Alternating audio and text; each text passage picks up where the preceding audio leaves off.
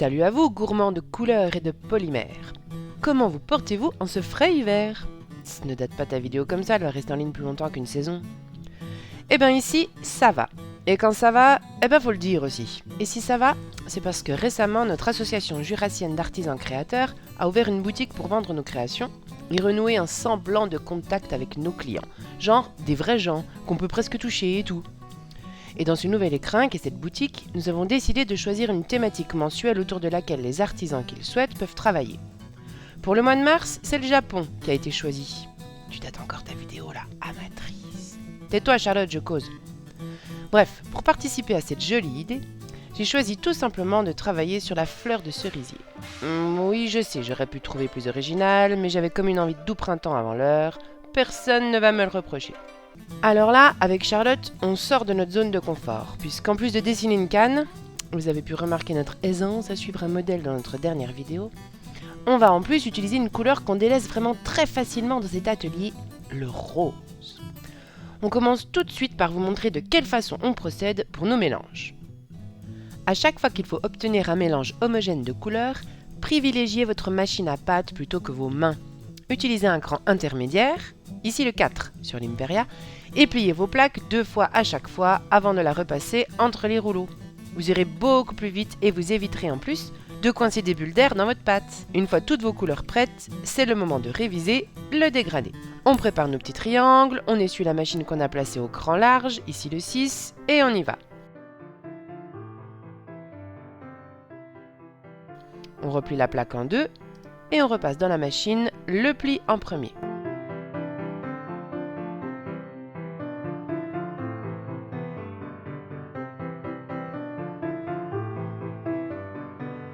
Après une quinzaine de passages, on s'arrête, on coupe la plaque en deux, on superpose et on repasse l'ensemble dans la machine dans l'autre sens pour étirer les couleurs. Faites-le jusqu'au cran le plus fin possible de votre machine et déroulez ce long ruban dégradé que nous, on adore. On en mangerait. Non, je blague.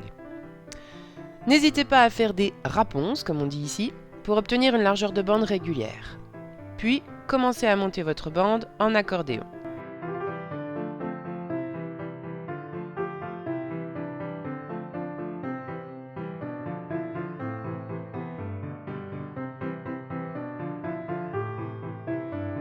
Donc on retrouve Charlotte et sa danse de dévotion des couleurs.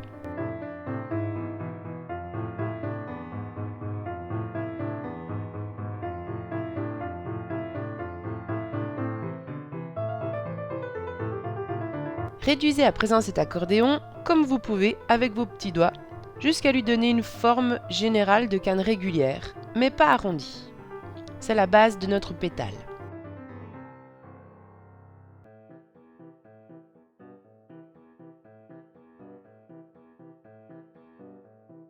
Charlotte prépare à présent ce qui va constituer les pistils de notre fleur de cerisier. Elle travaille au cran le plus fin, ici le 1, et découpe 3 bandes de la longueur de la canne, mais de largeur différente, ainsi que 3 pistils jaunes.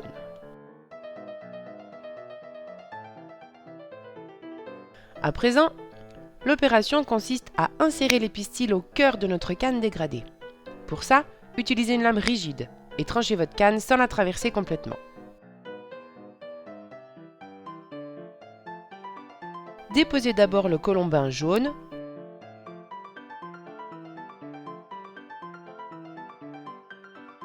puis la fine bande fuchsia.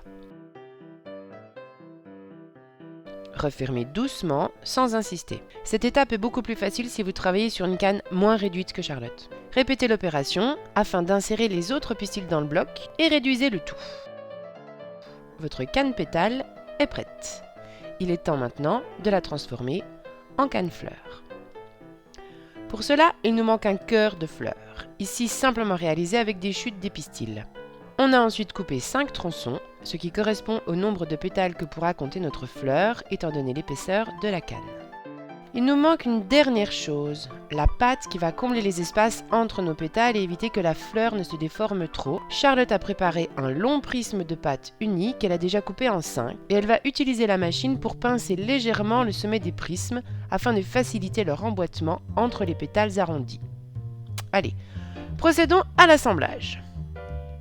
Alors, désolé pour ce plan sur le sommet du crâne de Charlotte, hein. On était très concentrés, on a un peu zappé le tournage. Mais heureusement, on s'en est rendu compte, donc vous échappez à 10 minutes de racines floues. Ne me remerciez pas, c'est tout naturel.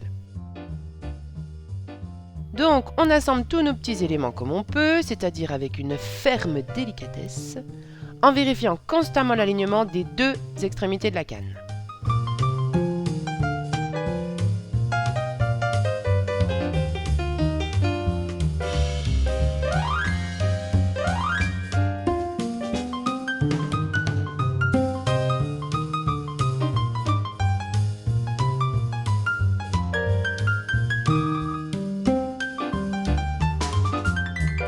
Il manque seulement à parfaire le tour blanc en préparant des fines bandes blanches qui vont venir masquer les dernières surfaces roses.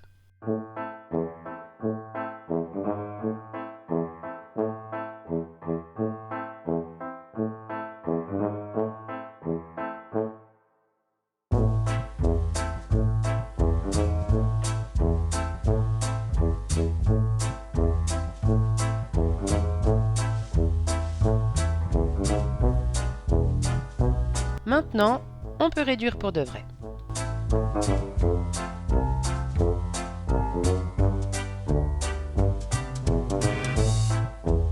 Attention, attention, premier moment de vérité, ça nous plaît. On continue. Pour notre motif japonisant, nous avons choisi une seconde petite fleur noire et blanche, mais pas de panique, celle-ci prend littéralement 5 minutes à réaliser. D'autant que finalement elle ressemble pas trop à une fleur. On a besoin d'un cylindre de pâte blanche et de 2 très fines bandes noires. Utilisez un emporte-pièce circulaire pour découper la pâte blanche et y déposer une bande. Refermez et répétez l'opération de l'autre côté.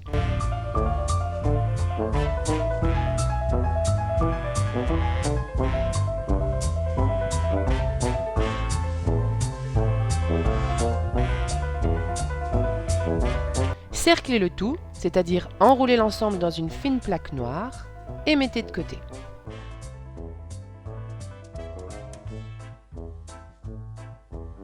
Préparez une mini canne blanche cerclée noire qui sera le cœur de cette seconde fleur.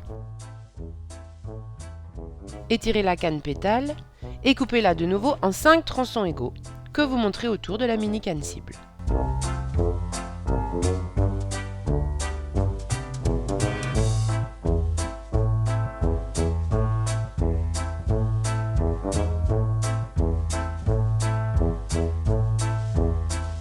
Pas besoin de combler les espaces pour ce petit motif.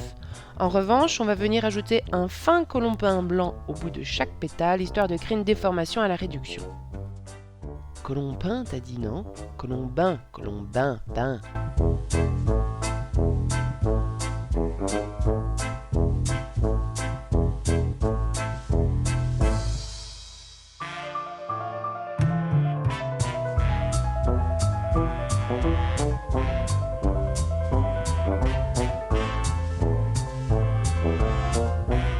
Après avoir réduit vos cannes aux dimensions voulues, allez les placer au frigo pendant au moins une demi-heure.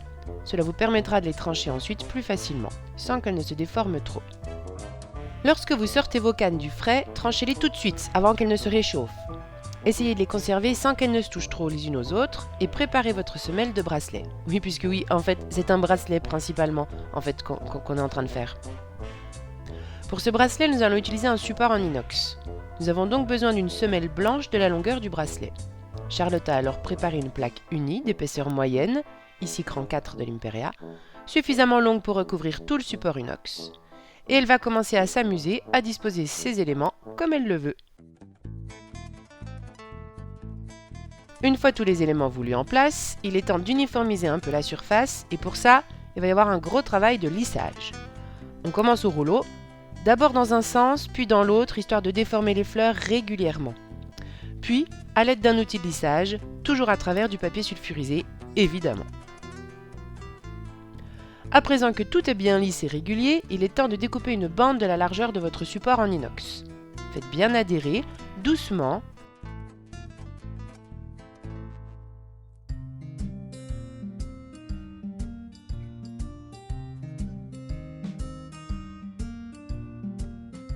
et coupez les excédents à l'aide de votre lame souple. Pendant que Charlotte réalisait ce travail, moi, Marie, j'ai eu envie d'ajouter un peu de couleur à l'ensemble. Voici donc une autre façon de construire son bracelet. Préparez quelques couleurs voisines en camailleux et modelez-les en fins colombins égaux. Assemblez-les les uns à côté des autres en respectant les contraintes de mélange. C'est pas bien compliqué comme contrainte, hein. On va enchaîner du plus clair au plus foncé, du plus foncé au plus clair, et ça fonctionne à tous les coups. Oui, voilà, j'essaie. Il reste un bleu foncé, mais je l'aime bien, alors je l'ai mis au début. Ensuite, on va procéder exactement comme pour un dégradé, mais en étant un peu plus précis dans nos manipulations. Donc après avoir soudé les petits boudins entre eux à l'aide d'un rouleau, effectuez le premier passage au cran large tout doucement, puis enchaînez exactement comme vous le feriez pour un dégradé classique, jusqu'à ce que vous obteniez une plaque lisse de rayures floues.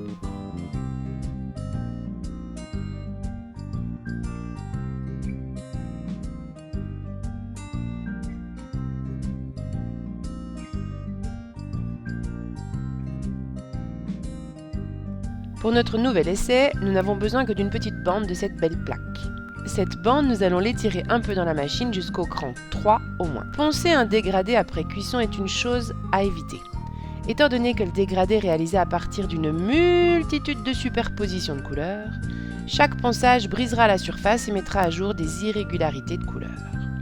Nous avons donc besoin de protéger notre plaque rayée toute belle, et pour cela nous changeons de marque de polymère, puisque vous avez dû voir que je travaillais beaucoup avec Fimo, que j'aime pour ses pigments et le fait qu'elle ne soit pas trop molle. Mais là, j'ai besoin de la pâte polymère translucide de chez Cernit. Alors ne faites pas la même erreur que moi, celle-ci est translucide mais phosphorescente, tandis que celle-là est celle qu'il nous faut. Cette pâte est assez géniale parce qu'elle présente après cuisson une transparence vraiment bluffante, et avec un ponçage propre, elle permet une sacrée brillance. Ça, ce sont ses points forts. Son gros point faible, enfin selon moi, c'est qu'elle n'apprécie pas trop être malaxée et maltraitée, donc j'essaie toujours de la manipuler le moins possible si je dois l'appliquer en surface. Après l'avoir bien étalée au rouleau, Charlotte va la passer une première fois au cran large avant de réduire progressivement le réglage jusqu'à parvenir au plus fin de la machine. Manipulez délicatement cette plaque qui peut facilement se coller sur elle-même et vous faire perdre patience, et déposez-la doucement en essayant de piéger le moins de bulles d'air possible. Une fois que c'est en place, lissez bien à travers du sulfure. Ne vous inquiétez pas, la transparence de la pâte n'est effective qu'après cuisson et refroidissement. Allez, vous pouvez recommencer à vous amuser avec les tranches de fleurs et refaire tout pareil que la première fois.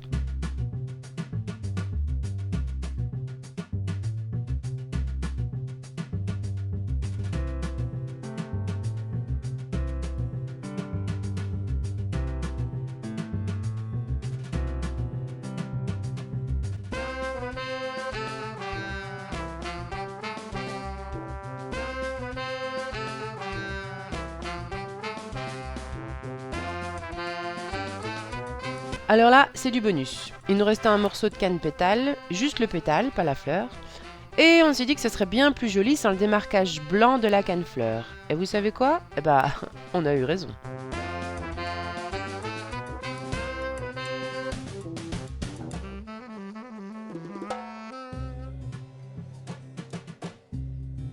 Et alors ça, c'est un second bonus. Ouais, je sais, on est hyper généreuse, mais qu'est-ce que vous voulez, c'est notre nature. C'est juste pour vous montrer qu'on peut faire une grosse perle swirl avec les chutes, parce que la translucide permet des effets glissants de couleurs assez marrants à observer. Donc on fait une grosse boule, on prend un petit morceau de verre, le geste est assez spécial, mais une fois qu'on a chopé le truc, ça va tout seul. Il existe plein de tutos pour les perles swirl, je vous laisserai fouiller plus en détail si vous le désirez. En gros, c'est la déformation d'une perle toupie. Déformation jusqu'à créer une spirale en son centre.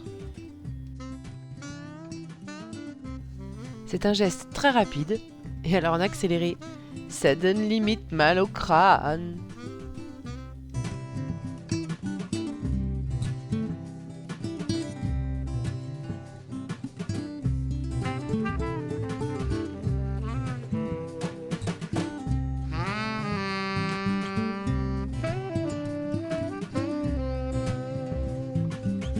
Allez, au four! Alors, petit conseil, non, gros conseil. Lorsque vous mettez tout votre travail au four, pensez à mettre une minuterie. Sinon, sinon votre blanc ressortira tout à fait rose.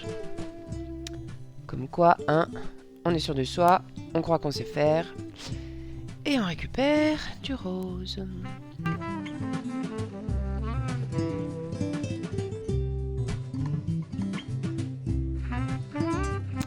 Bref, on décroche le support inox, ça se fait tout seul. On pensera le décor à part, puis on recollera. En ce qui concerne les supports en bois, je préfère coller directement le décor à l'aide de polymère liquide. Ensuite, ponçage classique, au papier de carrossier et eau savonneuse. Mais ensuite, il y a encore du boulot. Du lustrage au touret, du perçage de toutes sortes, et enfin, du montage, ce qui peut parfois être presque aussi long que toutes les manipulations crues. Ouf, ça y est, on en est venu à bout de cette série printanière. Alors, qu'est-ce que vous en pensez ? Ça vous donne des idées ?